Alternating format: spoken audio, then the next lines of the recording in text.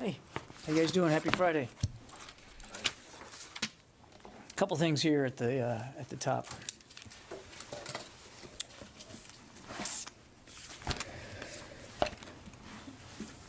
Today, the department is announcing a new $150 million package as part of the Ukraine Security Assistance Initiative to help Ukraine's forces preserve their country's territorial integrity and to improve interoperability with NATO. The package includes capabilities such as 2 counter-artillery radars, some counter-unmanned aerial systems, and secure communications. It will complement the $125 million package that we announced back in March. This package is made possible after the Department of Defense, in coordination with the State Department, was able to certify that Ukraine has made sufficient progress on defense reforms this year, as required by the National Defense Authorization Act. The department continues to encourage Ukraine to enact reforms that are in line with NATO principles and standards to advance its Euro-Atlantic aspirations. And just to remind, the United States has committed more than $2.5 billion in security assistance to Ukraine since 2014, and will continue to strengthen our strategic defense partnership, including through the provision of defensive lethal assistance. We'll post a full announcement on defense.gov after the briefing. In accordance with President Biden's January 20th proclamation, the department has developed a plan for redirecting funds and repurposing contracts that are connected with the border barrier construction. We announced, as you know, on April 30th, the cancellation of all border barrier construction projects paid for with funds that were originally designed and meant for other missions and functions. So the Deputy Secretary today has approved a plan to use the $2.2 billion in unobligated military construction funds that were previously made available for border barrier construction to restore funding in this fiscal year for 66 projects in 16 countries, 11 states, and 3 territories. The decision to restore this funding was based on operational and component priorities. You can see her memo on defense.gov now. It's up on the website. And if you look at the attached memo, you'll see the whole list of projects that are being restored. On Defender Europe 21, wraps up this weekend.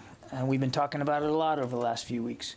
Tomorrow, the U.S. Army 2nd Cavalry Regiment will begin a 4-day road march, traveling through Hungary, Slovakia, and the Czech Republic as they redeploy to Germany. Sunday is the final day of Defender Europe 21 with the completion of the command post exercise, and that will include a Distinguished Visitor and Media Day hosted by NATO's Multinational Corps Southeast in Bucharest, Romania, and will be attended by the Commanding General of U.S. Army Europe and Africa. Since the first day, Defender Europe 21 demonstrated our force's ability to serve as a combined Joint Forces Land Component Commander and command and control large-scale ground combat operations across multiple theaters in support of NATO and our own national defense strategy. On behalf of everybody here at the Department, the Secretary would like to say thank you to all our men and women, allies and partners who played a critical role in making this year's Defender Europe 21 such a success. On other exercises, NORAD exercise Amalgam Dart 21 TAC 1 began yesterday and continues through June 18th. Amalgam Dart occurs along North America's northern approaches and will have American, Canadian, and allied participants. It will involve a live fly component on the 14th and 15th of June with U.S. and Canadian fighter and support aircraft. The Amalgam Dart exercise series is a multi-NORAD region activity to enhance Canadian and American air asset interoperability and the execution of NORAD's aerospace warning and aerospace control missions in the defense of Canada and the United States. In recent years, NORAD has been developing its Arctic defense capabilities by using training opportunities such as this exercise to improve its capability and capacity by leveraging Canadian, American, as well as allied assets to defend our northern approaches. With that, we'll go to questions. I think, Lita, you're first and you're on the phone, right? Yes, I'm on the phone. John, a couple quick questions on the border funding.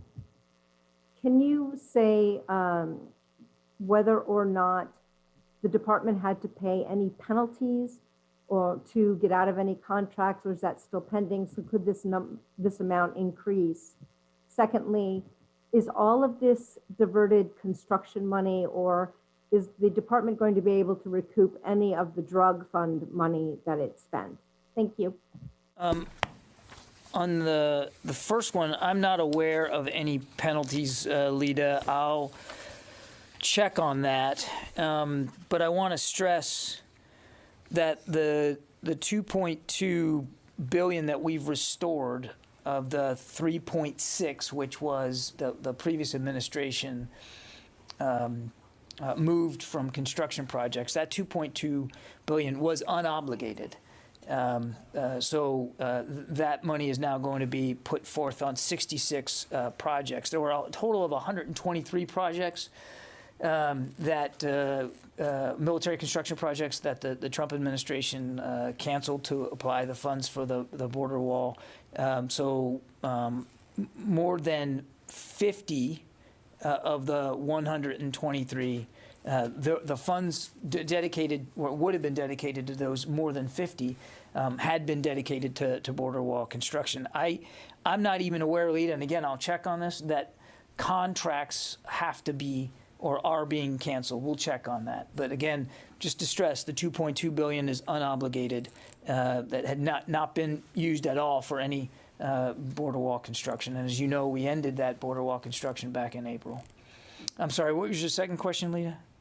The second was, does this preclude any of the drug fund money from also being restored? Is that money all gone, or is there a possibility some of that could also be recouped?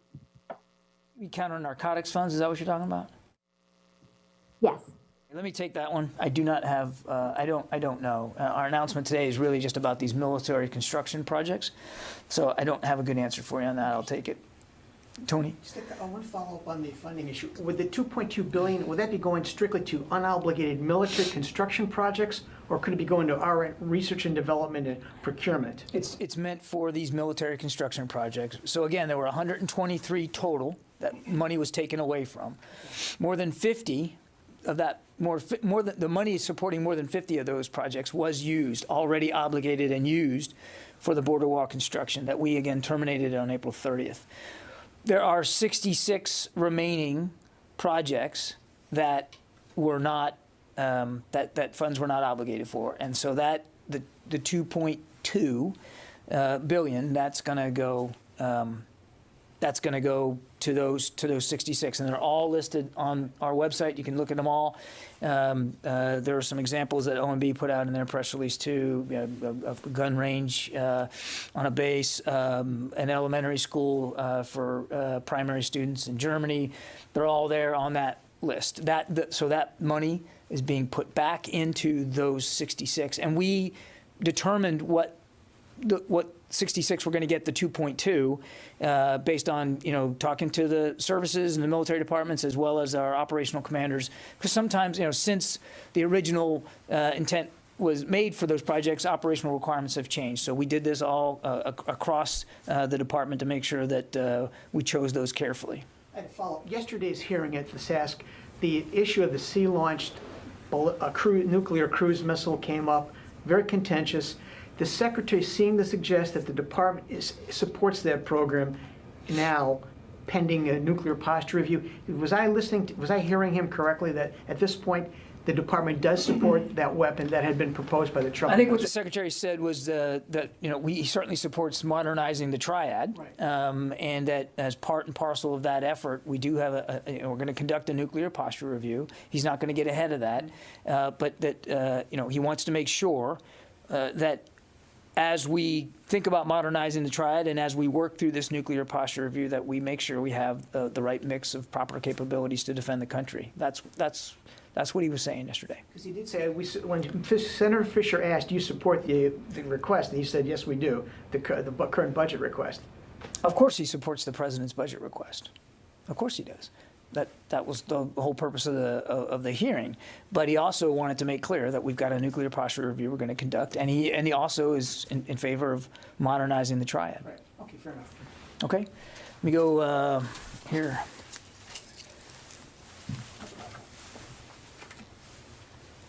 Okay, thanks. Okay, Sylvie, AFP. Yes, hello. John, do you have a reaction to the decision of the French president to reduce the military deployment in Mali and to end the Barkhane operation? Well, obviously that's a decision for the French government to speak to. It's their national decision, and we certainly would defer to them on that. What I can tell you is that we're going to continue to assist building partner capacity in Africa, and that would include building partner capacity to conduct counterterrorism operations, and we'll continue to provide a measure of support, the kind of support that we've been providing to the French as they need it in the region. And do you think the fact that they decided to end the operation means that the operation failed? Sylvia, again, I'd let the French government characterize this decision. That's really not for us to speak to. We remain committed, for our part, to counterterrorism operations with partners in Africa, and a big part of that is helping them build their own capacity to conduct those kinds of operations, and that's going to remain a focus. We're still dedicated to that task.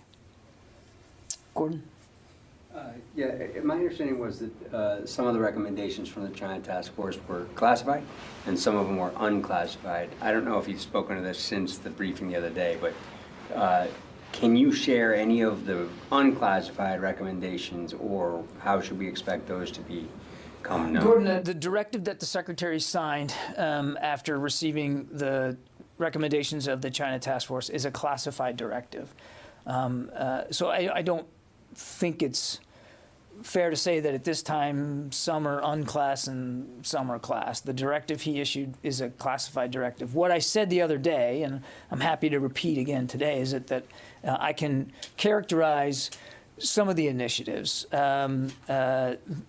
such as the Secretary directing himself in this memo to take a personal and an individual effort in leading the development of some of the operational concepts, some of the prototyping, and some of the exercises that the department will probably take a look at going forward. He also, in this memo, tasked the Undersecretary for Personnel and Readiness to develop some workforce plans to develop better expertise throughout the department on the issue of China and the Indo-Pacific writ large. And so there's a series of things that we can talk about already. What I said also the other day is that over time, as some of these recommendations get implemented and executed, we'll be able to talk about some of them. And we'll be able to point you back and say, okay, this was an outcome. What we're doing now, whatever that is that was an outcome of task force recommendations. There will be other things that we will implement as a result of the task force recommendations that will remain classified and we won't be able to talk about. But some things post-implementation would become by virtue of they've already been executed. Well, for instance, the other thing I said was the task force recommendations will be used to inform not only the upcoming new national defense strategy, but also the global posture review. And again, as we develop those products, you'll begin to see how they were informed by the work of the China Task Force. And by the way, the posture review is still expected to land next month? I'd say late summer, early fall. They're still working at it. Something that we're going to be hearing. I have no doubt that we'll be able to speak to the global posture review. Of course, we'll also have to keep Congress fully informed as that work concludes. But I do suspect that that will be something we'll be able to talk about in the aggregate. In the aggregate. Okay. All right. Well, you guys have got to use bold markers on this. I can't read your writing here. Stephen Losey, military.com. Hi, thanks for taking my question. Do you have an update on the number of service members who have developed myocarditis after getting their COVID vaccines? I don't know if I do. Hang on.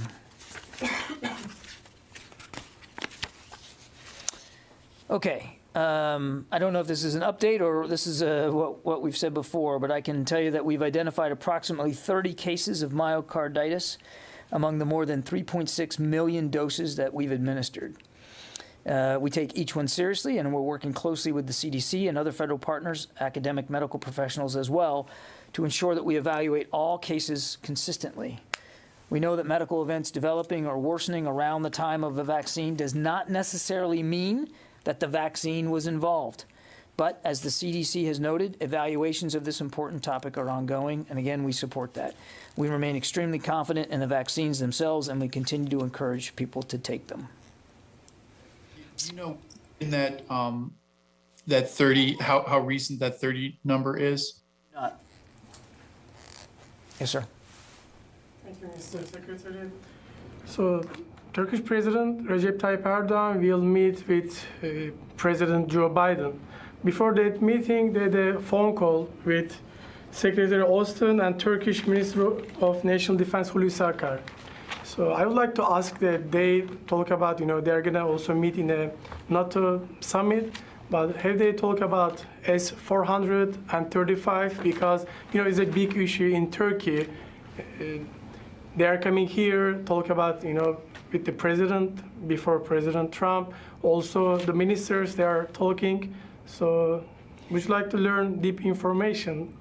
Sure. I appreciate the question. The Secretary is very much looking forward to attending the NATO summit with President Biden. He also enjoyed his conversation yesterday with the Minister of Defense. We issued a readout of that phone call. I'm not going to go beyond that readout, but they talked about a range of regional security issues that are of interest to both Turkey and the United States. Okay. Let's see. Sam Legrone, USNI. Hey, John, how you doing? Just wanted to follow up on some of the testimony yesterday or this week on the Navy part of the budget. So Mr. Stephanie, the acting acquisition chief for the Navy, indicated that there was going to be yet another force structure assessment for Navy shipping. By my count, I think this is the third or fourth in as many years. And OSC has been kind of taking the lead on that. We haven't seen a 30-year shipbuilding plan. There's an announcement of a new force structure assessment. Can you give us a sense on who's got the ball in terms of the next shipbuilding plan and where that's going and how that's going to be manifesting itself in the next weeks? Thanks. There is a 30-year shipbuilding plan coming. I suspect we'll be able to transmit it to Congress in the near future. I don't want to get ahead of process, but we are working with the Navy on that, and we do intend to submit one. Again, I won't get ahead of the plan itself, but I can tell you that we are in fact moving forward on a 30-year shipbuilding plan. But in terms of a force structure assessment, that's separate from the 30-year shipbuilding plan. That's a 45, however many year outlook, depending on who's in charge. Separate from the 30-year shipbuilding plan. What are developments in that regard? Thanks. I can't speak to the force structure assessment you're speaking to that the Navy mentioned. I'd refer you back to the Navy to offer you more details on that. Again, the Secretary's focused very much on a global posture review for the entire department around the world. As I said, that work is proceeding. We expect it'll complete sometime late summer, early fall. But again, I'd refer you back to Navy on the force structure assessment that they spoke to. Thanks. Okay. Anybody else here? No? Okay. On the phones. Jeff, task and purpose. Thank you. As yesterday's SASC hearing shows, the criticisms from the right that the military is going woke and going after conservatives continues. And I just wanted to see, what do you have to say to those politicians and pundits who continue to argue that the diversity and anti-extremism training over the past several months has actually weakened the military? Jeff, I think the Secretary handled this very well yesterday in the hearing, and I don't think that I could say anything to improve upon his own words. So I certainly would encourage you to go back and look at the transcript regarding the questions he got on this. The only thing that I would say, Jeff, is it's not about messaging one side of the aisle or the other. It's important, the Secretary believes it's important for the American people to know that diversity and equity and inclusion matters to the United States Department of Defense. It matters to the defense of this nation. You can't on one hand say that the job is to defend the nation and develop warfighting capabilities and then not talk about the war fighters and who they are and the skills that they possess and what they represent. Likewise, as the Secretary said himself, it's not just a diverse workforce we want, it's a diverse leadership that we want. That it's important for the men and women of the department to reflect the nation that they defend. It's also really important for the leaders of those men and women to reflect that same nation and reflect them. Diversity of experience, background, all of that contributes to better decision making. That's not that's a proven fact that more diverse organizations decide better, think better, and lead better. And that's I think the message that we'd want the American people to take away. 30 cases of myocarditis. How recent is that figure? That was I got that question already, and I don't know. I don't have that. I'll see if we can find out how recent it is. It's 30. I know that that's what we're evaluating, but the timeline of those 30 cases, I just don't have that. Jeff Selden, VOA. John, thanks very much for doing this. Questions on Afghanistan. There were some reports earlier that the Taliban were targeting some Afghan interpreters, others who worked with U.S. forces in Afghanistan. Has the Pentagon been able to confirm whether or not that is indeed true? And if it's not true, is there any concern that the disinformation could hurt future efforts to work by, with, and through partners in other areas? From those reports, Jeff, obviously, we're focused on conducting a safe and orderly retrograde. That's the mission that we've been given, and we will transition to a new relationship with the Afghan forces, one that helps them defend their country and their citizens, but will be done through financial support and some over-the-horizon logistical support. But I can't confirm those reports. And just one other question on Afghanistan, if I may. ISIS Khorasan claimed the attack on the Halo Trust headquarters in Afghanistan. Are the Taliban doing enough to contain ISIS Khorasan at this point? Any updated assessment of that? I don't have an assessment on that attack. I certainly can't confirm the details of it. The Secretary has been very clear that the violence is still too high in Afghanistan, and we all want to see that violence come down. And we still continue to believe that the best way forward in Afghanistan is a political negotiated end to this war, and an Afghan-led process to do that. But again, I can't confirm the operational reporting that you got there. Sangmin Lee. Yeah, thank you for taking my question. I have a question about the exercise of Red Flag Alaska. Can you tell me why at this time Korea and Japan forces join? And also how many airplane and crew from Korea and Japan join? And lastly, what specific exercise they are doing at this time? Red Flag is it's an annual exercise. This is not the first time that we have conducted it with Japan and South Korea. That is not uncommon. Last year, the exercise didn't move forward because of COVID. I can tell you that 300 service members, about 300 from Japan and from South Korea, are scheduled to participate. As for, I don't have the number of aircraft. I'd refer you to the Pacific Air Force's command for that. But these exercises are focused on improving the combat readiness of U.S. and our allied forces, providing training for units preparing for air and space expeditionary force tasking. So it's an air exercise, again, designed to improve our interoperability with each other and our air combat skills.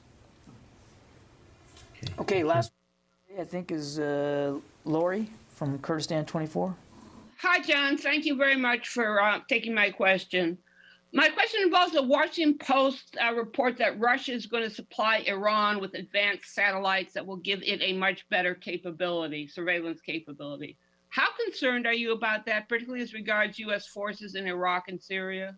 I can't confirm those reports. I mean, I'm certainly not going to speak about intelligence matters, and I think it's a great question to be put to leaders in Moscow and Tehran to speak to.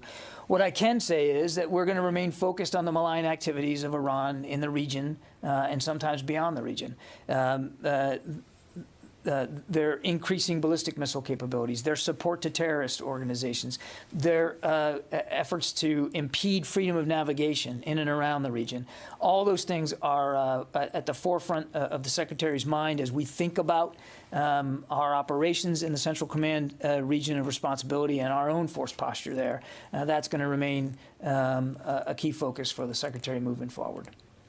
Tony? Jen, there's reports of the Iranian vessel is transiting toward Venezuela. Any sense there of is this considered a threatening move or part of this panoply of threats that Iran poses? We're monitoring this deployment of these two ships. I think, again, I believe questions should be put to leaders in Tehran about what their intent is. So I'm not going to speculate about what they think they're trying to achieve, but we are monitoring it and keeping an eye on it. Yesterday, there was an exchange between Senator Hirono and Secretary Austin about the Pacific Defense Initiative. She gently pointed out that it was loaded with platform-centric. I looked at it, there's like $1 billion of F-35 upgrade money in there that was already going to be in the Marine Corps and Air Force and Navy, Air Force budgets. He said he wanted to work with the staff to clear up perceived misalignments in this Pacific Defense Initiative. Can you address that all? What perceived misalignments was he talking about? I think the Secretary was simply making it clear that we're going to continue to work with Congress as we move through, again, the budget process here. But we are committed to the Pacific Deterrence Initiative. He's very committed to the $5.1 billion in the budget dedicated to that. And I think he also wanted to make the point that that the Pacific Deterrence Initiative, important as it is and legislated as it is not the end-all of all our support to the Indo-Pacific region or towards our efforts to match the pacing challenge that we see coming from the PRC. So you also see in the budget investments in hypersonics, 5G technology, microelectronics. We talked about nuclear modernization, you and I. Shipbuilding, additional ships for the Navy. There's a lot that will go into helping us deal with the global pacing challenge of China. Yeah, but the point is, it looks like you're padding the Pacific Defense Initiative with things that are already in the budget that could go anywhere. And it looks like it was padding. I think that was her point. Why would the F-35 I would just say that the Secretary is very comfortable with the $5.1 billion that's dedicated in the budget to the Pacific Deterrence Initiative and the things therein. Well put. All right. Thanks, everybody.